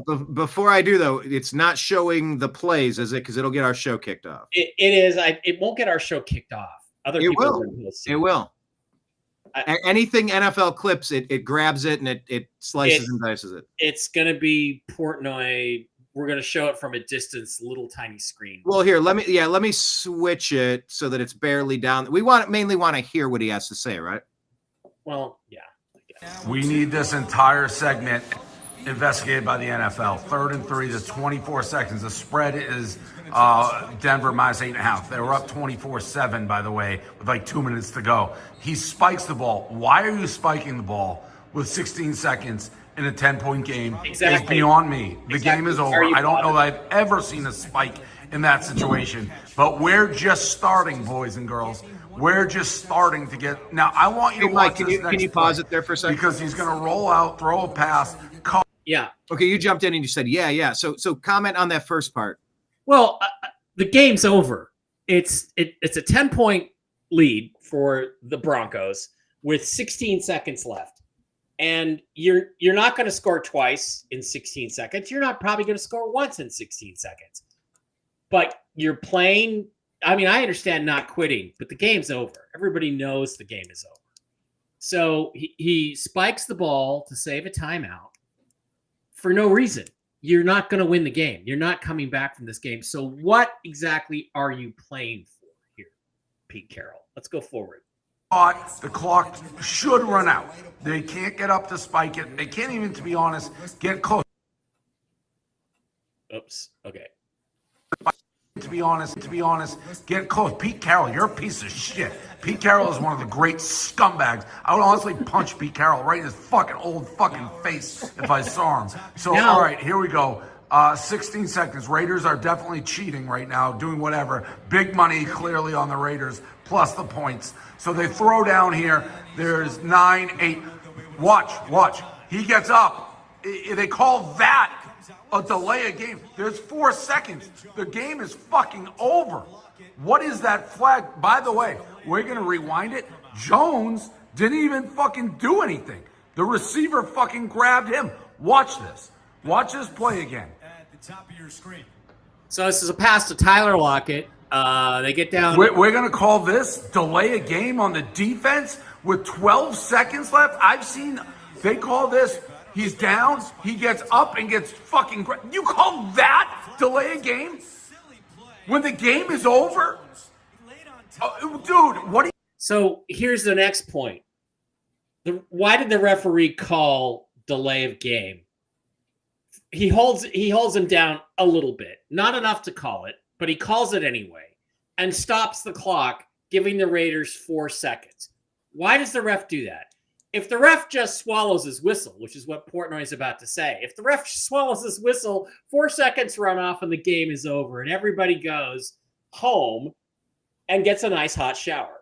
But again, let's just keep going.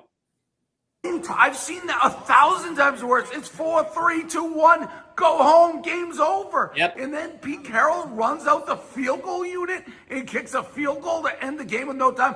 This guy, prison. This ref, prison. Pete Carroll, prison. NFL, prison. This is the most rigged game I've ever seen in my entire life. Disgusting. Fucking prison. Okay, so then with 4 seconds left, with no hope of winning the game, none, with 4 seconds left, Pete Carroll runs the field goal unit out to kick a field goal, which just happens to beat the spread of 8.5, making it 24-17, a 7-point spread. If he just lets the clock run, if the ref doesn't call the penalty, if they just let the clock run, guess what? Everybody who bet on the Broncos and gives the points wins their bet. There's no explanation for this. Pete tried to say later on, he tried to say that, oh, well, we were going to kick the field goal and then try an onside kick. You can't, with 4 seconds left, it takes 4 seconds to kick the ball. The game's over. Everybody knows the game is over. Yeah. So what is the motivation?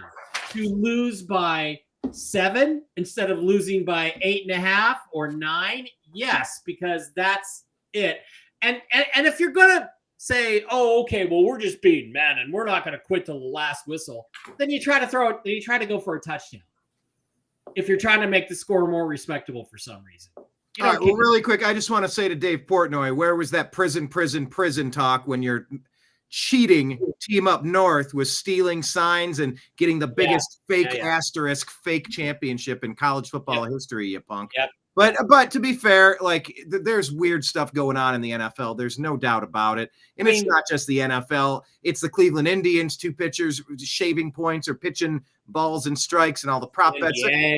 Yeah. Jim, this gambling thing is all over the place right now. How rotten do you think it is? This is the reason why it took Las Vegas, since they started lobbying, 20 to 25 years to get teams, get an NFL team into Vegas.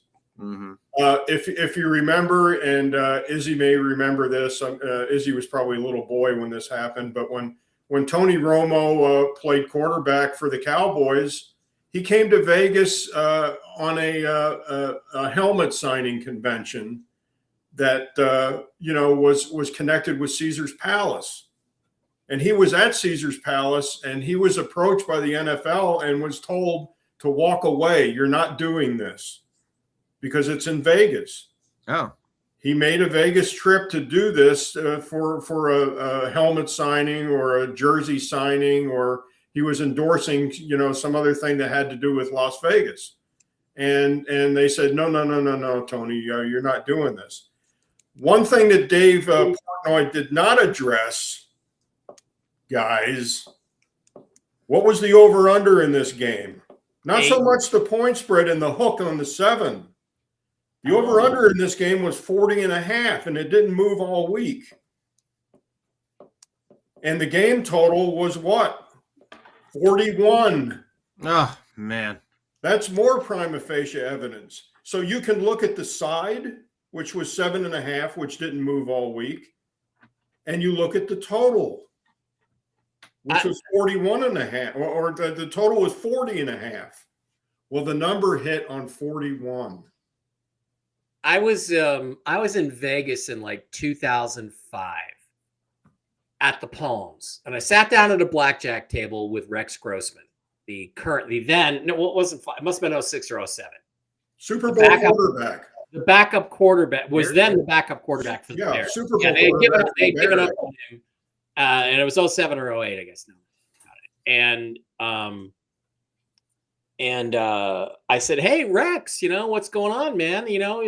Hasselback's getting older. You should come on out and, you're a free agent next year. You should come out and sign with my Seahawks. Because I liked him. I thought he had some moxie, right? And he said, yeah, well, we can't talk about that. And by the way, could you not post anything on social media? Because I'm not supposed to be here, or I'm not allowed to be here, he said. So like you said, what you're saying, Jim, is absolutely correct. That was 18 years ago. Not allowed to be there? He said, I'm not allowed to be here. He was basically there under the radar. Was that because he had done something that made him into a program for gambling, or just no players? That's how seriously the NFL took not having not wanting to be soiled by the specter of gambling. And now look at us. And what the fuck, Jim? I mean, I can't think of any explanation for why you kick a field goal with that.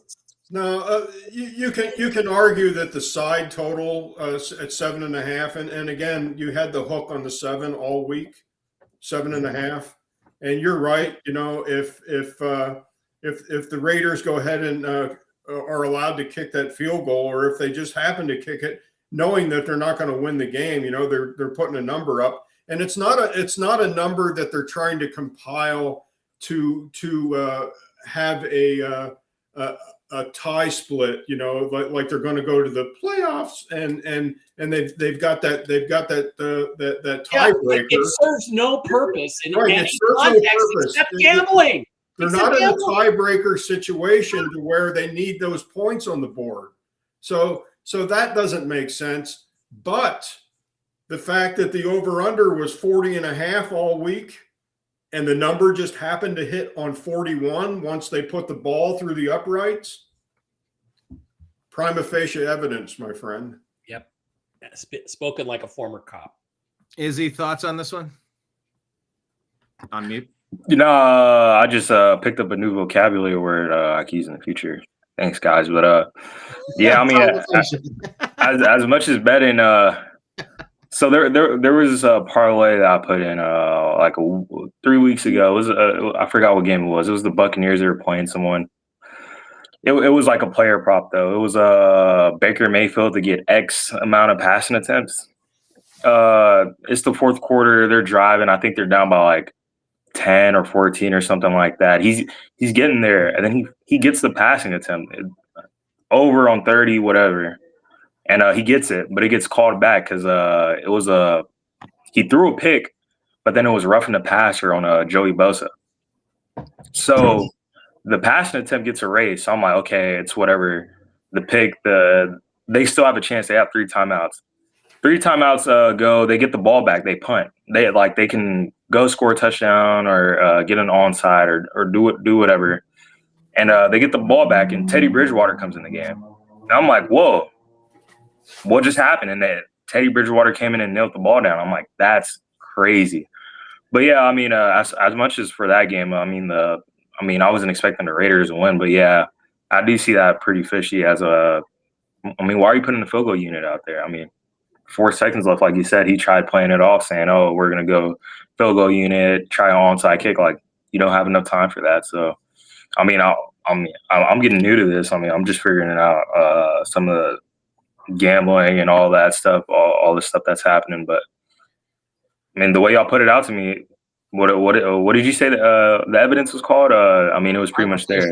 Prima facie. Hyperfacia, yeah. I mean, Prima facie. Prima facie, yeah. It seems like it was there under your guys' standpoint. Jim, it's Latin for on the face of it as an expression, right? On the face of it. Yeah, like on face value. On face value. It's right. On the face, yes. But yeah, pretty much. I mean, that's my take. It's indisputable. Yeah. Wow. All right. Well, let's move on from that game, and we were watching all the weird. Oh wait, how much was Kenny Pickett playing in this game? Okay, he played quite a bit. Well, half the game or close to it. 1 touchdown, no mistakes. Yeah, Gino got beat up again. Yeah. Yeah, I don't know. I'll root for Kenny Pickett. Why not? Okay, Packers beat the Bears. We were all sort of high on the Bears, and Packers took care of business, Mike. Well, I mean, you can look at it that way. Jordan Love had a better game. He's gotten back into form. Only 234 yards. Not a big day throwing the ball, but big enough. And the Bears, Caleb continues to make plays when he has to keep the team in the game. Came down to the last play, basically in overtime, right? Or no? Yeah. And threw the ball away. Sorry, not in overtime, but threw the ball a little short and got picked. But, I mean, I still think his future is bright. And I'm glad the Bears lost because now the Seahawks and the Rams are fighting it out for the number 1 overall seed in the NFC. So, it's just it's going to be a tough fight all the way to the end. Both teams are good. That's all you got to say about it. Jim. Yeah. Well, Packers continue to own the Bears, whether Rodgers is playing for them or not. That was Rodgers' big mantra, I own you guys.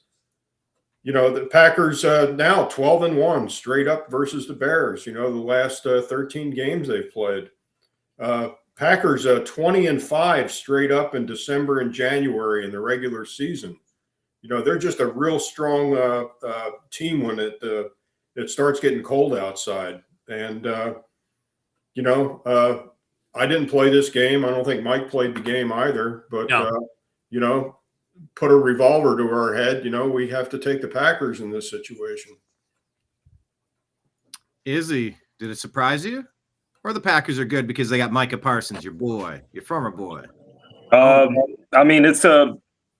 They won right out. The last play was a bit questionable. I mean, that comes with experience. Him throwing that ball, he had two receivers, a linebacker in between. One of them, I think, DJ Moore ran up a couple more yards, but the ball was already out of Caleb Williams' hands for the interception. But I mean, hey, they're battling for the division, and the Packers that they stacked up 4 or 5 division wins now, and that's good for them, especially with that tie they have with the Cowboys. So.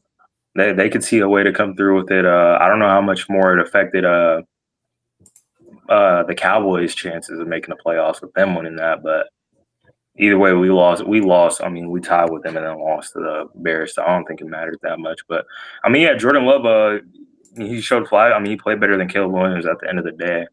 And teams like that, it really depends on what quarterback plays better that day. And Jordan Love did that, so the Packers won. Jim? Jim? Yeah. Any thoughts on Packers Bears? Yeah, I just gave you everything I had. As far as my feeling on the game, I just said that Mike and I, we didn't play this game at all. But okay, I'm sorry. If we were to make a pick, we would go ahead and take the Packers and lay the 6.5. All right. Any final thoughts on this one? Nope. All right. Let's keep it going. Yeah, Jordan Love, he's one of my fantasy quarterbacks. I got to figure out Jordan Love, or do I play him or Joe Burrow? That's more of an interesting question than you'd think. Rams took care of business, Mike. They improved to 10-3 on the year. Arizona drops to 3-10, the opposite. Stafford just continues having a great season. Yeah, nothing much to say. Championship Blake Corum with a good game. We could say that. 2 touchdowns. Yeah, championship caliber teams go in and beat the shit out of bad teams near the end of the season when they're making a Super Bowl run. And the Rams are right there. So that's all I got to say about it. The better team won, and they took care of their business and looked great doing it. Jim? Yeah, this was the 5th straight bet that I made since I had done well in the morning. I went ahead and doubled down and took the Rams in the afternoon. The game opened at 8.5. It went to 9.5. I didn't have a problem even laying the 9.5. Rams 9-1 against the spread as a road favorite. 5-1 straight up in Tempe, playing the Cardinals. This, it just looked like a gift. Stafford, as mentioned before, 15-2 straight up in December and January. So Stafford is a strong end of the season quarterback for the Rams. So this was a game to bet. It just looked like a gift, even at 9.5. Bet the game, cash the ticket. Izzy, bet the game, cash the ticket, buy the ticket, take the ride. You're not surprised by this. This is your backyard. It's your home team. Yeah, I mean, the Cardinals are butt trash, but the Michael Wilson, he plays really good out there that way. I think he had 100-something yards again. 142 and 2 touchdowns, yeah. Yep, and he averages 120 yards without Marvin Harrison on the field. So take that into account. But, yeah, I mean, you expect the Rams to win. I mean, Matthew Stafford played good. Super Bowl caliber team has to do Super Bowl caliber stuff towards the end of the season, like Mike said. And, well win, especially bouncing back off the loss to the Panthers. It's a way to do it. Yeah, Puka Nacua, another 2 touchdowns, 7 receptions, 167 yards, having a great year as well. I think we only have one game left here. We covered them all except for this one that happened yesterday. This is a good one. It was an overtime game. It was low scoring, but it was a good game. And by the way, it set history. Jalen Hurts did something nobody's ever done in recorded NFL history. Mike, you want to tell us about it? Because I started Jalen Hurts in my dynasty league. 4 turnovers. What is happening? 2 turnovers on the same play. The guy who intercepts and fumbles the ball. Jalen Hurts gets it back, and then he fumbles the ball. Oh my God. That's horrible. Look, the Eagles are 90%, something like that, to make the playoffs. But They didn't look that great last night. They lost 5 games now. The Chargers aren't very good, but they were good enough to beat the Eagles at home, even with an injured Justin Hebert. Don't know what to say about it other than that. I'm glad the Eagles lost because it helps the Seahawks guarantee that they're going to get into the playoffs, which I think they should be able to clinch a weekend. I think the Seahawks can clinch a playoff spot this weekend. So there we are. And, I mean, I don't have a lot to say about it. The Eagles were not quite themselves. They didn't have Jalen Carter. And it's just one of those weird late season games. So many turnovers. Not much to say about it. Kamani Vidal's I'm glad the AFC team won. Yeah. Help the Seahawks. That's all there is to it. Kamani Vidal's filled in okay over the past, couple months with the injuries at running back. Omarion Hampton, it's nice to see him back there. And Saquon didn't do a ton except for that 52-yard pitch, shovel, misdirection, burst for a touchdown. Otherwise, take that one play away, it would have been a boring game. But yeah, that is one other thing. Saquon looks a lot more like Sagan. I mean, he had 122 yards, but he just doesn't seem explosive anymore. He just doesn't. To me, does anybody else agree with me? Or I just think something is unexplosive about the whole offense. I'm seeing it from every position, not just him. Dallas Goedert is pretty consistent. The offensive line. Huh? It's their offensive line. Yeah. Oh, yeah, you're Lane Johnson, There's right? no holes. The Lane Johnson number, that no just lanes without Lane Johnson. The Lane Johnson number got better. It's now Hurts is 5 and 12 straight up without Lane Johnson. Okay. That number keeps going up. I think it's 3 games now without Lane Johnson. And they lose every game. And Jason Kels was doing the halftime last night, at the game. And there was rumor going around that Howie Roseman was lobbing in phone calls to Jason Kels, to see if he wants to come back and play the offensive line. No. But seeing him sitting next to Marcus Spears, Mr. Kels has lost a lot of weight. Well, if you ever seen Joe Thomas now? Joe Thomas for the Browns. Recently, he took off 100-something pounds, I think. Yeah, gold jacket.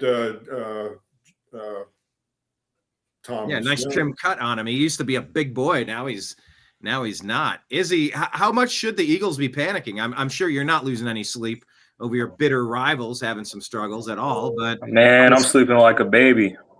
I'm so happy. They've been losing, and it's helping our playoff chances because the main way it's looking is like we're gonna have to try to figure out a way to win the division.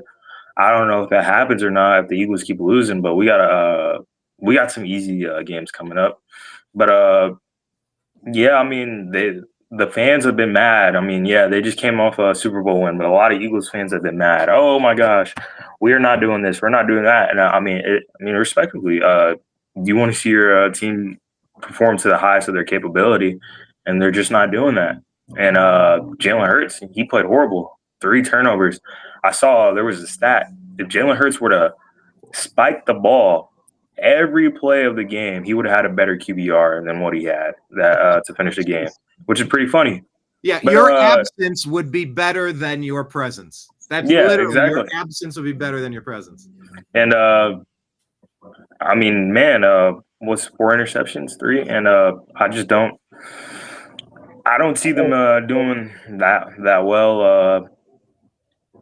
The O-line, in my opinion, O-line is a big thing, and the O-line's not producing. Saquon, I mean, you could say, oh yeah, by the numbers, but that one touchdown he got was they faked him out. They thought it was going to be a tush push handoff, and he took it to the house. I mean, what do you expect from that? And by the way, that's perfect that you mentioned that and drill down on that one particular play.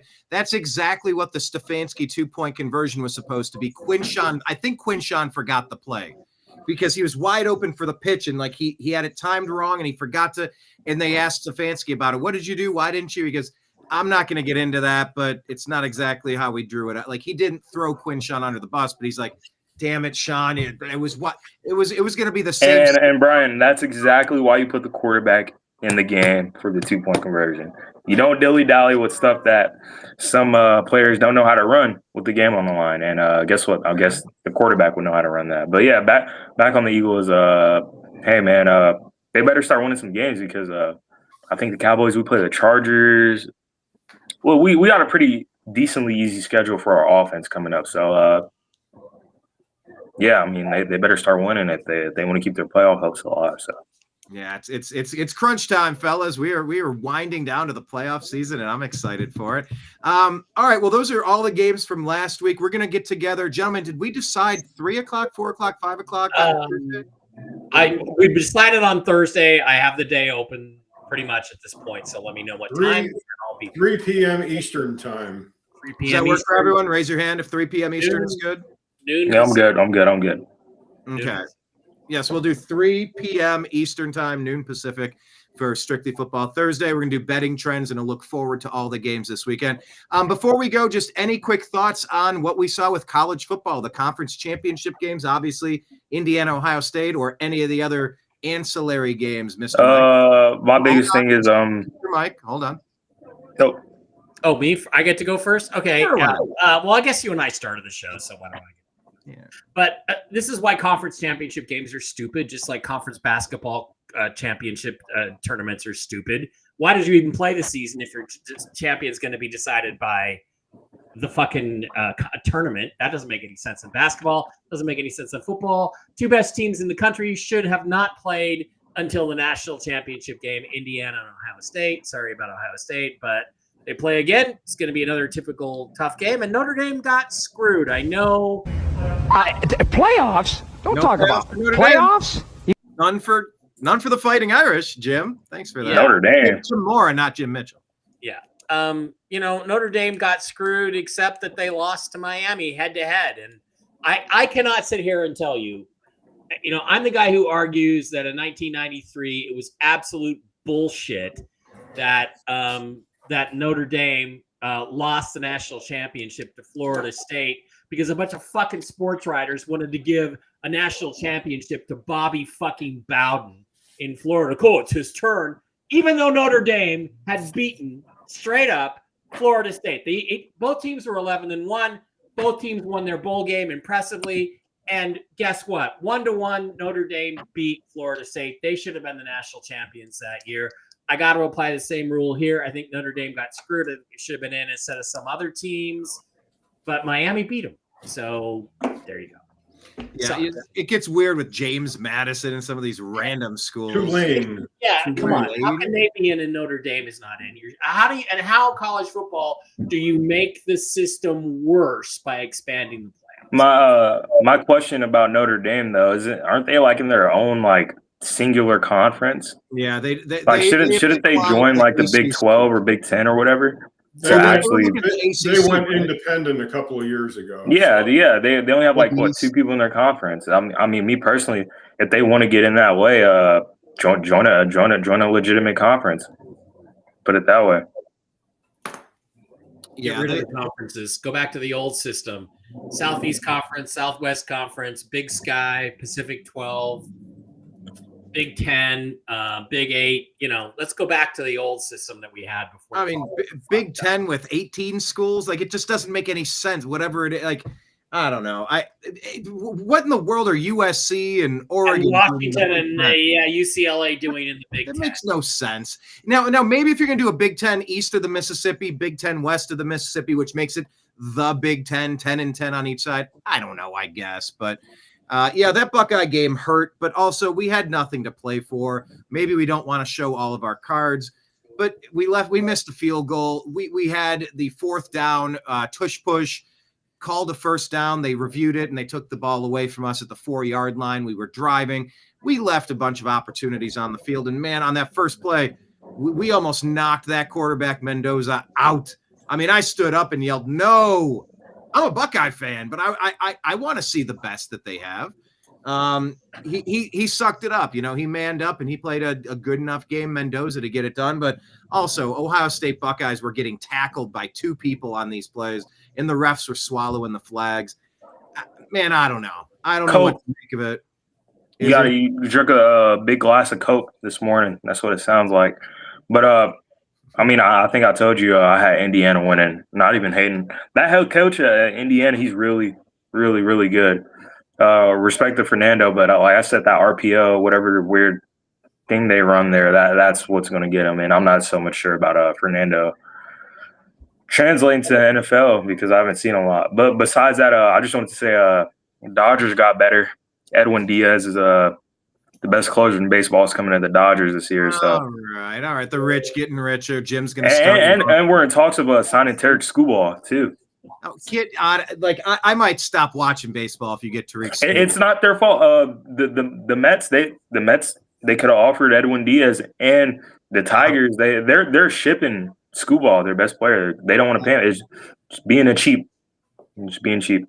Okay. Well, let's pivot here. Mike Barra, tell us about your show tonight and where to find you. And if you have Possibly Masculine Tuesday in about 2 hours on all these same bat times and bat channels.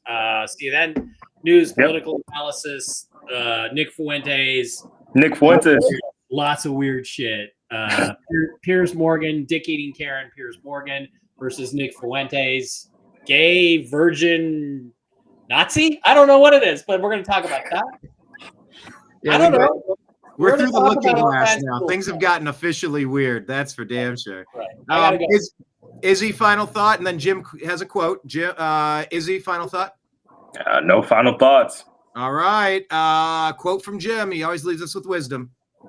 Instead of getting married again or remarried, find a woman you don't like and go buy her a house. Cut out the middleman. All right, gentlemen, thank you all for being here. We'll be back at 3 p.m. Eastern on Thursday for Strictly Football, looking ahead toward the next week in the NFL. I appreciate you. I love you, and we'll talk to you again soon. Take care, everybody. Peace. Bye. Hi, this is Eric Metcalf, and you're watching Unhappy Hour.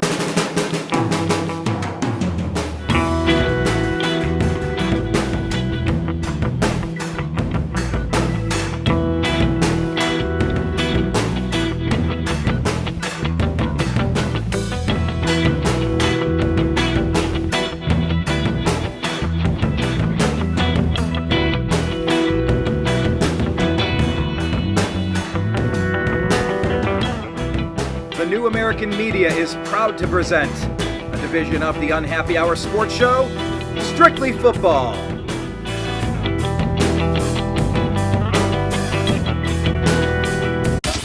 It's the Unhappy Hour.